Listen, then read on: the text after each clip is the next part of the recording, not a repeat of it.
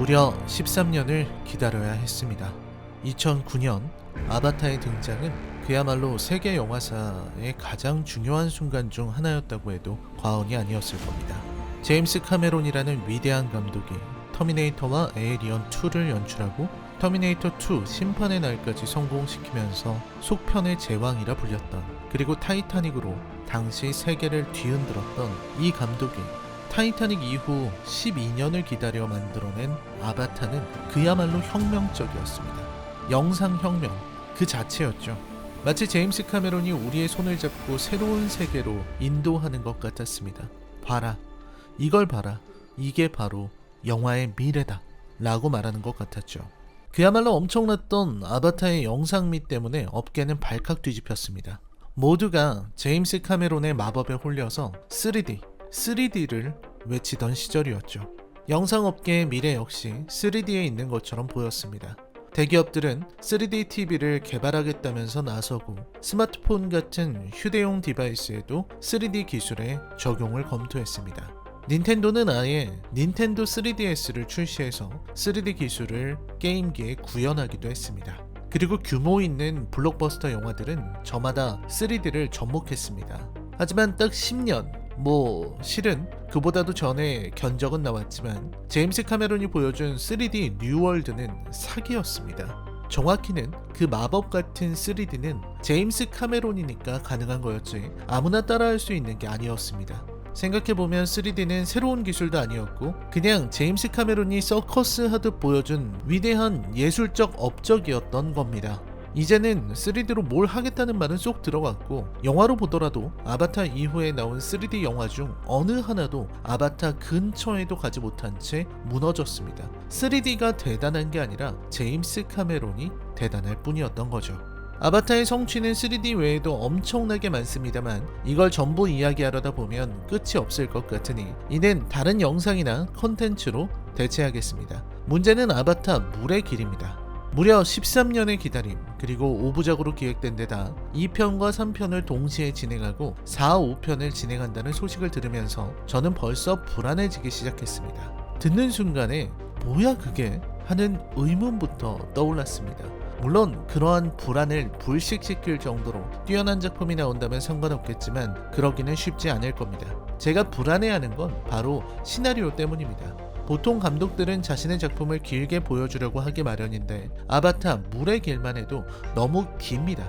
192분, 무려 3시간 12분이나 걸립니다. 9시 30분 영화를 보러 들어가면 거의 1시가 다 돼서 나오게 된다는 거죠. 이게 가능한 이유는 제임스 카메론이기 때문일 겁니다.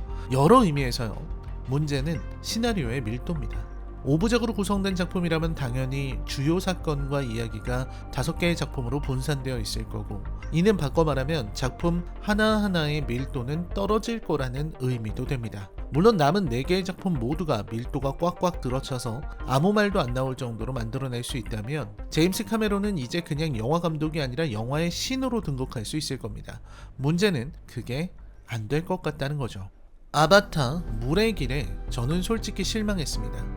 제임스 카메론의 팬들이나 여러 평자들은 또 덮어놓고 찬양하면서 엄지손가락을 치켜 세우겠지만 그러거나 말거나 저로서는 이 처참한 이야기에 충격을 받았습니다. 물론 이 영화의 성취가 없다는 건 아닙니다. 충분히 볼만한 가치가 있는 작품이고 여전히 영상미로는 최고입니다. 다만 문제는 그게 아니거든요. 제임스 카메론은 연출가로서는 지금도 세계 최고이지만 스토리텔러로서는 스스로 감을 완전히 잃었다는 걸 전 세계에 인증했다고 생각합니다.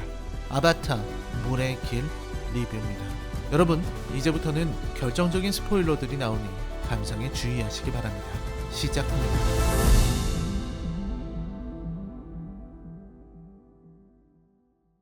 일단 이 작품의 위대함에 대해서는 분명히 언급해야 할 것 같습니다. 여전히 비주얼은 말이 나오지 않을 정도로 엄청납니다. CG로 표현된 인물들의 표정이라든지 행동, 그리고 자연과의 조화로운 연결은 헉 하는 탄성이 나올 정도로 대단했습니다. 장면 하나하나도 전부 정성스럽게 표현되고 있습니다. 이 정도면 실사 배우가 필요한가? 하는 의문이 들 정도로 완벽한 표현들은 위대합니다. 너무나 뛰어나서 나중에는 신기하지도 않을 정도로 놀라울 정도로 자연스러웠어요. 훌륭함이 지나쳐서 평범하게 보이는 경지에 이르렀다니 대단합니다. 비주얼은 여전히 당대의 어떤 영화를 가져와도 비교할 수 없을 정도로 독보적입니다. 결국 영화라고 하는 게 시각예술임을 감안하면 아바타 물의 길은 그 자체만으로도 평가를 받을 수 있는 작품입니다. 거기에 연출도 너무 좋은 것들이 많았습니다. 액션은 전작에 비해서도 거칠어졌고 후반부에 펼쳐지는 함선에서의 전투 장면은 블랙팬서, 와칸다 포에버와는 비교도 할 수 없을 정도로 뛰어났습니다. 분명히 같은 맥락의 장면인데도 이 정도로 차이가 날 수 있다는 게 대단하게 느껴질 정도입니다. 설정이면 설정, 액션이면 액션, 어느 하나 부족하지 않습니다. 하지만 종합예술로서의 영화를 평할 때 내러티브를 빼놓을 수는 없는 노릇입니다. 문학의 시녀로서의 영화가 아니라 영화 그 자체로서도 내러티브는 무엇보다도 중요하니까요. 그리고 이 작품에서 가장 먼저 지적받아야 하는 것은 이야기 그 자체입니다.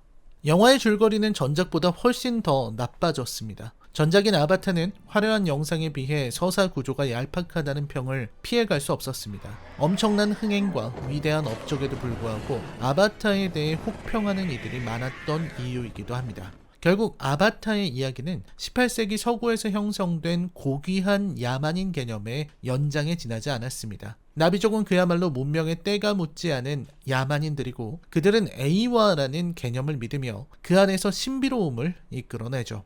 그리고 제이크로 형성화된 백인이 그 야만인들 사이에 녹아들고 그들의 영웅이 되어 함께 싸우고 그들을 위기로부터 구해내는 전형적인 메시아 서사를 늘어놨을 뿐입니다. 그 고귀한 나비족은 제이크가 없었으면 멸망했을 것이며 제이크는 나비족을 통합해서 하늘의 군대에 맞서서 승리한 전쟁 영웅이자 나비족의 리더가 되었으니까요. 참 너무 뻔해서 구슬픈 서사입니다. 이런 작품은 너무 많았으니까요. 굳이 늑대와 함께 춤을 이야기하지 않더라도 야만족을 구원하는 백인 영웅 이야기는 흔합니다.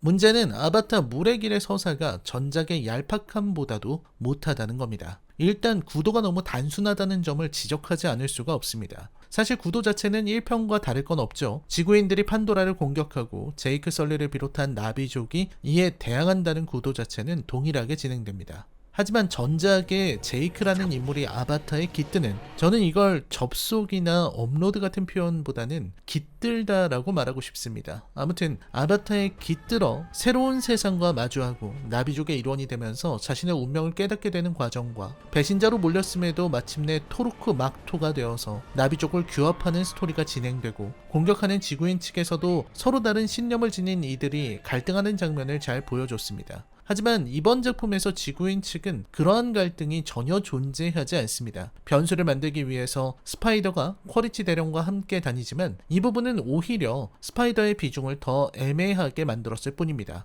이건 뒤에서 이야기하기로 하죠. 어쨌든 여러 면에서 작품의 구도는 전보다 훨씬 단순해졌습니다. 스토리텔링도 굉장히 이상한데 일단 제이크 설리라는 캐릭터를 쉽게 받아들이기 어렵다는 점이 문제입니다. 우선 1편에서 토르크 막토는 필요하지 않을 것이라며 상황을 낙관했던 제이크는 지구인의 재침공을 받아야 했죠. 여기에서 열심히 싸우던 제이크는 두 가지 이유로 자신의 숲부족 오마티카야를 떠나기로 결정합니다. 하나는 스파이더가 납치되었다는 것, 다른 하나는 가족의 안위가 위기에 처했다는 겁니다.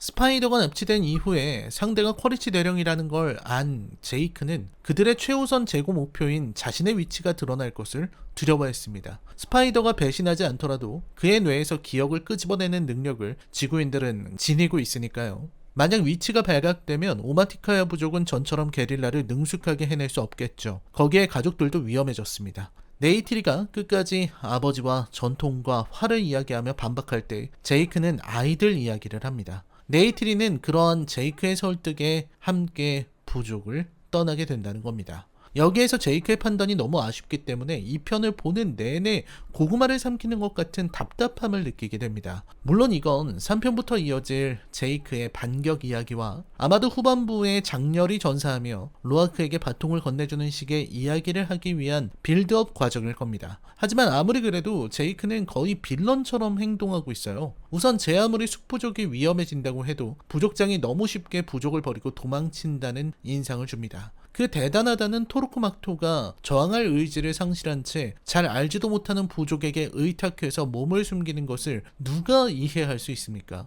오마티카야를 위해서라고는 하지만 글쎄요. 나비족은 비록 자신들이 위기에 처하더라도 적에게 맞서려고 하는 용기를 지닌 종족이지 않았나요? 젊은 후계자에게 부족을 맡기고 가족들을 데리고 돌아서는 제이크에게 어울리는 칭호는 영웅이 아니라 겁쟁이일 겁니다. 거기에 제이크의 판단도 너무 짧아요. 제이크가 숨으면 지구인이 공격을 안 한답니까? 지금 지구인은 어눕테늄 같은 광석 따위는 아무래도 좋고 이번에는 모든 나비족을 굴복시키기 위해 쓸어버릴 각오를 하고 있습니다. 제이크가 숨는다고 해서 그 전략이 없어지는 게 아니라는 거죠. 근데 제이크는 마치 자기만 숨으면 지구인들이 금방 전쟁을 포기할 거라고 생각하는 모양입니다. 그게 아니라면 자신의 존재가 오마티카야 부족에게 방해가 된다는 것을 영화에서 설명을 해야 하는데 영화는 제이크가 떠난 뒤에 오마티카야 부족은 조금도 보여주지 않습니다. 오히려 제이크는 바다 부족들에게 민폐만 끼치고 있죠. 게다가 숨어서 끝난 것도 아니고 결국 마지막에는 메카이나 부족의 힘을 빌려서 쿼리치 대령과 싸워야 했어요. 아니 그럴 거면 왜 도망을 간 거죠? 익숙하지 않은 바다에서 싸움을 하는 것보다는 토르크 막토로서 숲부족을 이끌고 쿼리치 대령과 결전을 벌이는 게 훨씬 나은 선택이었을 겁니다. 결국 이 영화는 다음 편을 위한 연결고리이기 때문에 작품의 완성도를 희생하고 있습니다. 설명해야 할 걸 보여주지 않고 의도적으로 제이크의 여정을 보여줍니다. 이런 류의 이야기는 왕도적 진행으로 갈 테고 2, 3, 4편에 거쳐서 쌓아올린 서사, 만나게 된 부족들, 동료들, 판도라의 여러 동물들과 신비로운 존재들이 마지막에 모두 힘을 합치는 모습을 보여줘야 하니 제이크와 가족들을 바다 부족으로 어떻게든 보내야만 했던 거죠. 메카이나 부족을 찾은 제이크와 가족들은 고생을 합니다. 그리고 여기에서 제임스 카메론은 대체 무슨 생각인지 1시간 넘게 해양 생태 다큐멘터리를 보여주기 시작합니다. 호흡법도 배우고 물속이 얼마나 아름다운지도 보여줍니다. 외계 행성의 해양이 이렇게도 아름답구나 하고 감탄하면서 봐야 하는 시간들입니다. 하지만 그걸 보면서 느낄 수 있는 건 이토록 압도적인 비주얼을 갖췄음에도 이렇게 이야기가 얇을 수 있구나 하는 감탄입니다. 이 영화는 모든 설정과 떡밥을 전부 뒤로 미룹니다. 그레이스 박사에게서 잉태된 입양된 딸 키리의 내적 갈등도 그리 잘 묘사되지는 않는데 키리는 A와의 소리를 듣죠. 그리고 A와에 대한 키리의 감수성은 후에 가서는 그레이스 박사와의 만남으로도 이어지고 A와에 대한 뭔가 더 깊은 이야기를 할 것 같지만 이 영화에서 밝힐 수는 없습니다. 왜냐하면 3편, 4편 그리고 5편이 남았으니까요. 그러니까 궁금하시면 2030년까지 기다리시면 된다는 겁니다. 그리고 RDA의 여성사령관 뭔가를 꾸미고 있고 공격을 지휘하고 있지만 정작 제이크에게 보내는 건 쿼리치 대령의 특공대 몇 명이 전부입니다. 이 특공대가 사실상 적의 전부이기 때문에 1편에 비해서 스케일이 너무 작죠. 그럼 그 여성사령관은 어디에서 뭘 하고 있느냐? 영화는 보여주지 않습니다. 왜냐면 이건 망할 5부작이니까요. 영화 중간에 사라진 그 인물들 얼굴 보고 싶으면 2년 기다리면 된다는 겁니다. 어디서 뭐 하는지 설명도 안 해요. 이 편에서 어떻게든 안 보여주려고 하다 보니 이야기의 전개도 엉성합니다. 같은 패턴을 반복하는 거죠. 끔찍할 정도로 우려먹는 클리셰는 바로 미움받는 둘째 아들이 되겠습니다. 사실 둘째 아들인 로아크는 아버지에게 인정받고 싶어요. 제이크는 분명히 1편에서는 그렇게 해병대 마인드가 강한 인물은 아니었는데 여기서는 자기가 무슨 군인 정신 투철한 꼰대 장군이라도 된 것처럼 자녀들에게도 꼬박꼬박 썰을 붙이도록 훈련시켰고 로아크는 압박감도 받고 있죠. 아무튼 로아크는 인정받고 싶은 욕구에 계속해서 사고를 치고 이를 수습해보겠다고 아이들이 나서고 결국 어른들이 뒤처리를 한다는 식의 패턴이 반복적으로 영화가 끝날 때까지 이어집니다. 이야기를 풀어나가는 방법이 고작 이 정도에 그치고 있는 겁니다. 나중에는 제발 둘째 아들을 좀 묶어뒀으면 좋겠다는 생각이 들 정도였어요. 거의 모든 사고를 둘째 아들이 다 치고 둘째 아들이 아니면 아예 이야기 진행이 안 될 정도로 사건의 시발점에서 살아가는 인물입니다.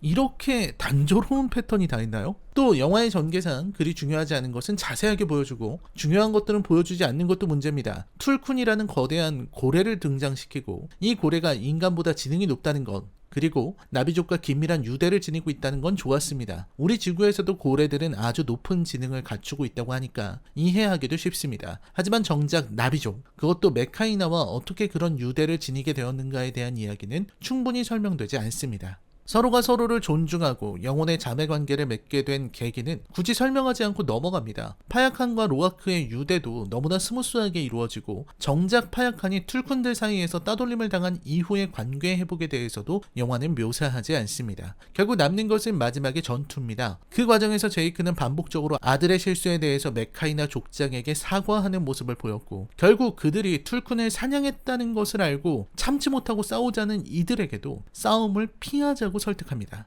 마치 네이티리에게 그랬듯 극도로 지구인을 두려워하는 모습을 보이는 거죠. 그리고 마침내 또다시 자녀들이 납치당하자 어쩔 수 없이 메카이나와 힘을 합쳐 쿼리치와 싸우러 가죠. 일단 마지막 액션 장면 자체의 연출은 저는 훌륭했다고 생각합니다. 제이크와 동료들의 전투, 네이트리의 활약, 네테이암의 안타까운 희생, 로아크의 끊임없는 트롤 행위가 이어지는 흐름 자체는 나쁘지 않았습니다. 거기에 외부에는 파야칸의 복수가 이어지죠. 그동안 절대로 저항하지 않는 툴쿤들을 상대로 쉽게 사냥해왔던 민간 포경선은 완벽하게 박살납니다. 특히 파야칸이 자신의 잘린 지느러미에 대한 복수로 적의 팔을 날려버리는 장면은 짜릿하기도 하고요. 하지만 영화의 진행은 개연성이 숭숭 뚫린 채 진행됩니다. 상대가 제이크를 원한다는 이유로 어느 순간부터 메카이나 부족은 화면에서 사라집니다. 이 영화가 늘 하는 방식은 그걸 절대 설명하지 않는 거죠. 거기에 분명 메카이나 부족장의 딸도 잡혀 있었는데 메카이나 족장은 딸을 버리기로 한 모양인지 전혀 구하러 오지 않습니다. 저는 순간 치이레아가 토노아리의 딸이 아니었나? 하는 의심까지 들었습니다. 특히 치이레아는 중간에 도망가지도 않고 죽은 네테이암의 시체를 지키고 있었던 것으로 보이는데 역시 메카이나 족장은 찾으러 오지 않습니다. 이는 파야칸도 마찬가지입니다. 마치 영혼의 파트너처럼 보였던 로아크가 위기에 처했고 파야칸은 이미 포경하는 그룹을 박살냈음에도 로아크를 구하러 오지 않고 자연스럽게 퇴장합니다. 이 부분에 대해서도 전혀 언급도 설명도 없습니다.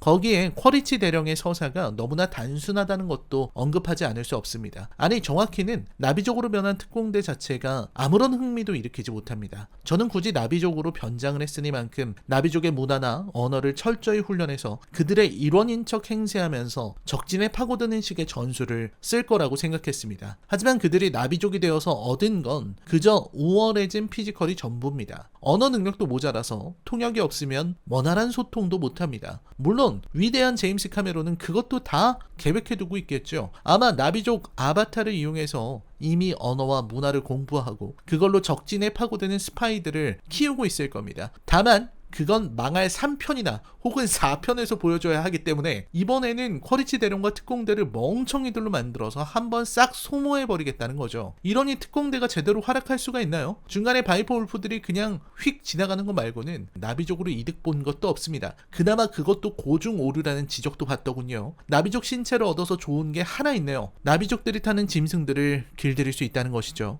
근데 그게 무슨 의미가 있는지는 모르겠습니다. 그냥 각자 헬기 같은 거 타는 거랑 마찬가지 아닌가요? 화력 등을 생각해보면 후자가 훨씬 이득일 텐데요. 쿼리치 대령의 행동은 전혀 납득되지 않습니다. 그저 복수죠. 너무나 단순하고 간단한 이유입니다. 복수 때문에 맹목적으로 행동하는 쿼리치 대령과 그런 대령을 맹목적으로 따르는 거의 인간이라고 보기 어려운 수준의 부하 대원들이 나옵니다. 이제는 나비족 스킨을 입혀놔서 얼굴 구분도 안 되니까 그냥 엑스트라 빌런, 일본식 표현으로는 자코 나부랭이로밖에 보이지 않습니다. 네이틀이나 제이크에게 그냥 순살당하는 존재에 지나지 않습니다. 대령은 거의 눈먼 복수심에 의존하는 수준이죠. 마지막 전투는 그럴듯하게 연출되어 있지만 제발 그 어린 투쿠트리는 집에 좀 보냈으면 좋겠습니다. 생각해보면 투쿠가 거기까지 갈 일도 전투에 계속 휘말릴 이유도 없고 다들 조금이라도 생각이 있으면 일단 투쿠부터 안전한 곳으로 보내야 할 텐데 영화는 모르겠다는 식으로 투쿠를 그 자리에 그냥 둡니다.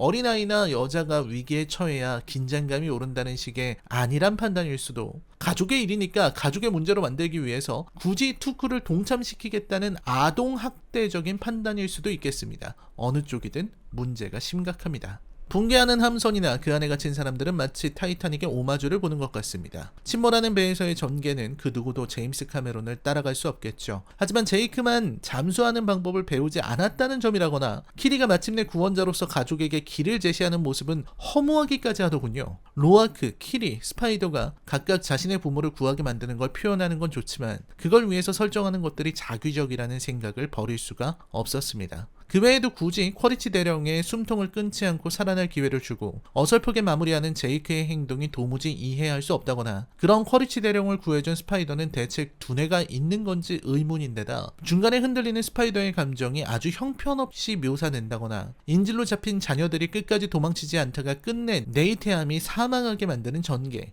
전작에 비해서 아예 순종적인 캐릭터로 전락한 채 전투에서만 활약하는 네이티리 등 이루 말할 수 없을 정도로 허점이 많은 영화라는 게 제 의견입니다.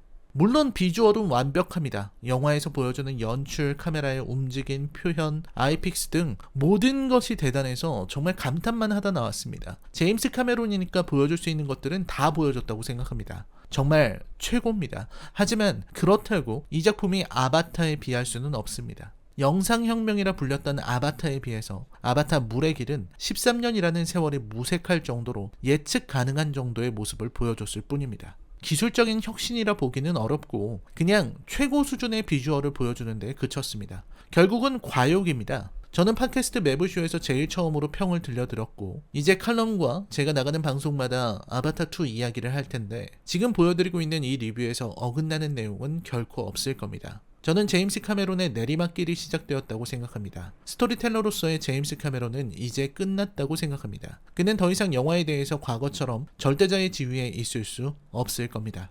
과욕 때문이죠. 아바타2 물의 길의 192분은 분명히 길었습니다. 재미있게 봤지만 저는 굳이 이렇게 길 필요는 없다고 생각합니다. 황홀한 경험을 주고는 있지만 그렇다고 해양 생태계를 1시간 동안 보여줄 필요는 없었습니다. 이 단조롭고 따분한 이야기를 192분이나 듣고 온 사람들이 전처럼 좋은 평가를 하리라고 생각하기는 어렵습니다. 이렇게 긴 영화를 만들 수 있는 건 감독이 제임스 카메론이기 때문이겠죠. 그리고 결국 5부작으로 만들었습니다. 그 5부작의 결과는 참혹할 겁니다. 왜냐면 2편의 시나리오가 이렇게 밍숭맹숭하니까요. 결국 4편의 이야기에 각각의 사건들을 분할해서 배치할 수밖에 없을 겁니다. 제임스 카메론은 그 5부작을 죄다 3시간으로 만들 거고요. 가뜩이나 사건들이 분할된 까닭에 이야기의 밀도는 더 떨어질 텐데 그걸 다시 3시간으로 늘리면 아주 지루하기 짝이 없는 눈은 황홀한 3D 영화가 나오겠죠. 2편에서 나온 떡밥들, 암리타, 에이와 키리의 구세주로서의 진화, 루아크의 성장, 아마도 변화가 있을 것으로 보이는 쿼리치와 스파이더의 이야기, 이런 것들이 계속 나오겠지만 그래봐야 저는 아바타 3도 4도 5도 갈수록 피로감만 쌓일 것이라고 확신합니다.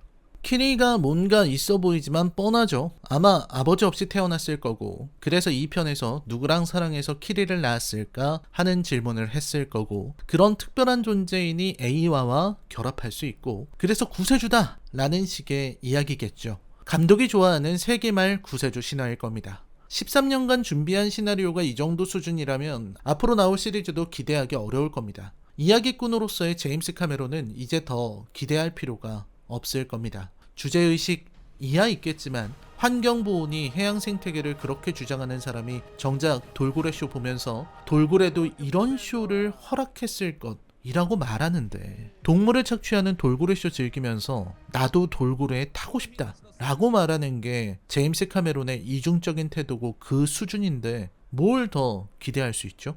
영화를 사랑하는 사람으로서 아바타 물의 길의 성취와 위대함은 인정합니다. 하지만 그 처참한 서사에 대해서는 지적하지 않을 수 없다고 생각합니다.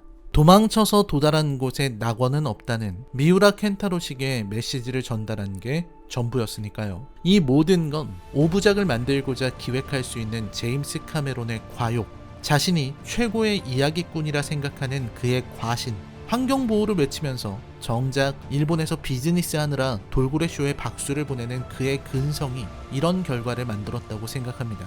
위대한 영화 감독이고 너무나도 좋아했고 또한 존경했었기에 그의 선택이 그야말로 안타깝고 슬픕니다. 정말 마음이 참 아프네요. 제가 설마하니 제임스 카메론 영화를 보면서 이런 말을 하게 될 줄은 몰랐습니다. 최고의 비주얼을 갖춘 그럭저럭 평범하게 볼만한 영화, 엄청난 제작비와 화려한 영상미로 범작을 만들어낸 안타까운 작품 아바타 물의 길에 대한 제 평점은 10점 만점에 5점입니다. 당혹스럽고 고통스러운 마음으로 리뷰를 마칩니다. 라이너의 컬처 쇼크 영화 리뷰는 계속됩니다. 시청해주셔서 감사합니다.